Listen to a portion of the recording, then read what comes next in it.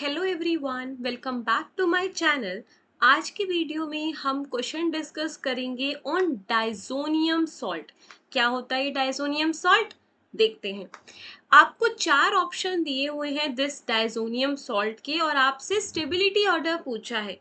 तो स्टेबिलिटी बताने के लिए सबसे पहले हमको ये पता होना चाहिए कि डाइजोनियम सॉल्ट होता क्या है। सो डाइजोनियम सॉल्ट बेसिकली N2+ साथ में X नेगेटिव, ये X कोई भी हैलोजन हो सकता है, इसको बोलते हैं डाइजोनियम सॉल्ट। ठीक है, सबसे पहले हम फॉर्मेशन देखते हैं कि कैसे मेरा डाइजोनियम सॉल्ट बना। तो कभी भी आपके पास प्राइमरी अमीन हो, प्राइमरी अमीन मतलब NH2 ऐसे लगा हुआ NH2, यहाँ पर कोई भी अल्काइल ग्रुप हो सकता है, ये आपकी प्राइमरी अमीन है। ठीक है, कभी भी RNH2 की रिएक्शन अगर मैं नाइट्रस एसिड के साथ करवाऊं HNO2 के साथ, या फिर आपके पास कॉम्बिनेशन हो सकता है sodium nitride with any acid, तो मैं यहाँ पे HCl ले रही हूँ, HCl, और टेम्परेचर की कंडीशन होगी 0 to 5 degree Celsius. Low temperature पर ही डाइजोनियम सॉल्ट स्टेबल होता है। सो यहाँ पर आपके पास बनता है डाइजोनियम सॉल्ट Rn2+ Cl-। इसी रिएक्शन को हम बोलते हैं डाईअज़ोटाइजेशन, मतलब मेरा अजो कंपाउंड बन गया, डाइअज़ोनियम सॉल्ट बन गया। ठीक है, सो डाईअज़ोटाइजेशन। सो अगर हम मैकेनिज्म देखें यहाँ पर, सो सी कि मेरे पास Rn2+ Cl- बना कैसे। आपके पास था अमीन RNH2। ठीक है, तो यहाँ से हमने क्या लिया, नाइट्रस एसिड लिया, तो स्ट्रक्चर बनाओ NOH डबल बॉन्ड O, यही स्ट्रक्चर है मेरा नाइट्रस एसिड का। एसिडिक मीडियम है ऑलरेडी, तो H+ है, तो यहाँ पर OH जो नाइट्रस एसिड में प्रेजेंट है वो प्रोटोनेट हो सकता है H+ लेने को, yes, to make a good leaving group that is OH2+। यहाँ पर ये गुड लिविंग ग्रुप में कन्वर्ट हो जाएगा, यस। सो अब नेक्स्ट स्टेप यहाँ पर क्या होगा, आपके पास लिविंग ग्रुप आ गया, बहुत अच्छा। तो यहाँ पर ये ऑक्सीजन अपने लोन पेयर देकर इस वाटर को बाहर कर देता है to convert this in NO triple bond positive. ये है आपका इलेक्ट्रोफाइल। डायजोटाइजेशन में NO triple bond positive charge आपका इलेक्ट्रोफाइल होता है। तो यहाँ पर अब क्या होगा, यहाँ पर नाइट्रोजन के पास है लोन पेयर जो कि अटैक कर सकता है ऑन दिस नाइट्रोजन टू से कि यहाँ पर पाई इलेक्ट्रॉन डेंसिटी गई ऑक्सीजन पे, जिसने न्यूट्रलाइज कर दिया ऑक्सीजन के चार्ज को।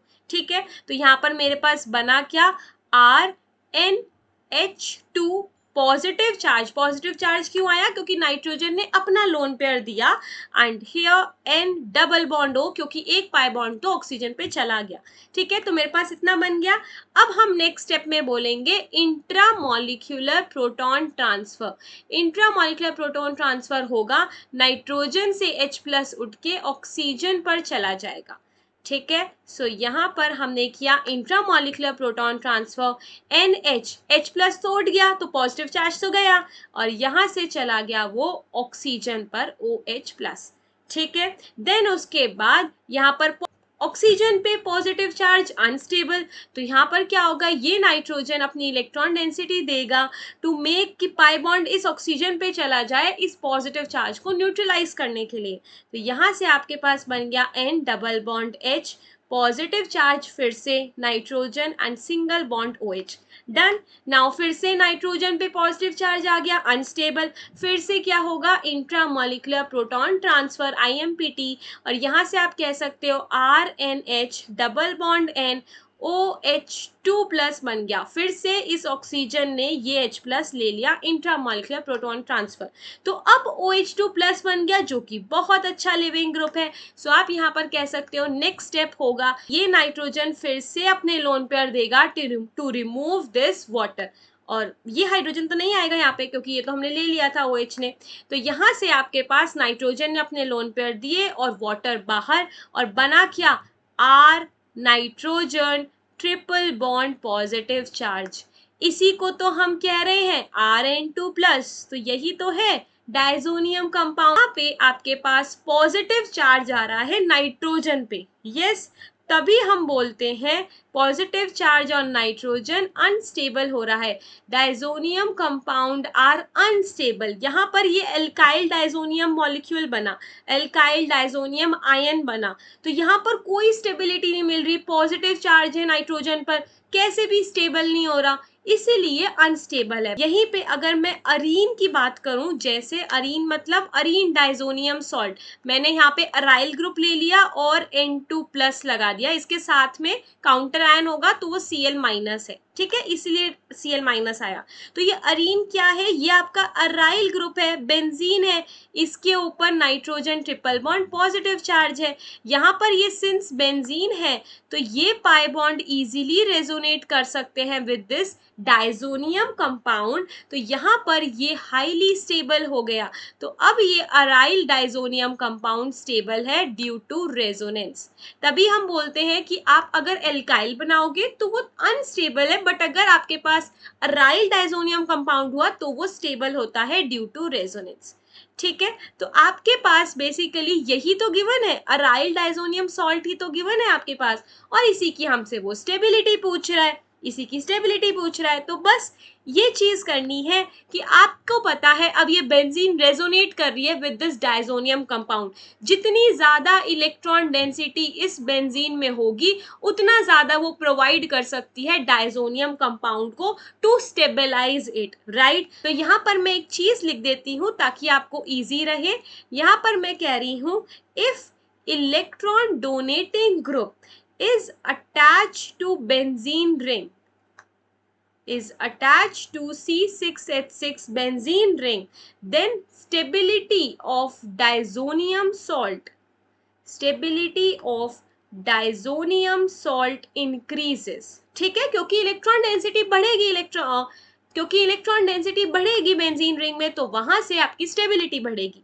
If electron withdrawing group is attached to benzene ring, then stability of diazonium salt decreases।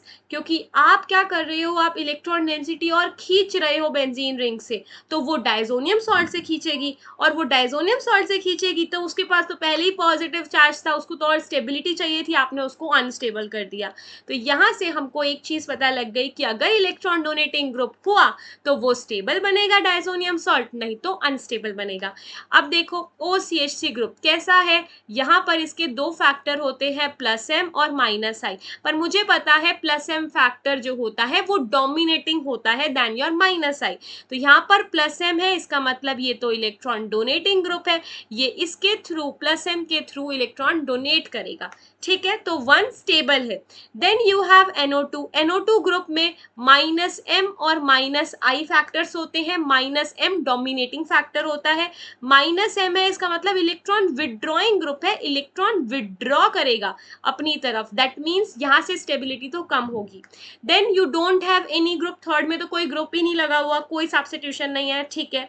Then SO3H है, SO3H में भी -M एंड -I लगता है, यहाँ पर ये डोमिनेटिंग फैक्टर होगा -M, क्योंकि यहाँ पर भी अगर आप इसका स्ट्रक्चर देखो SO3H is basically like this, यहाँ पर ये ऐसा है, तो यहाँ पर अगर ये पाई इलेक्ट्रॉन डेंसिटी है ये ऐसे रेजोनेट कर सकती है, राइट। तो -M के थ्रू विड्रॉ करेगा इलेक्ट्रॉन डेंसिटी।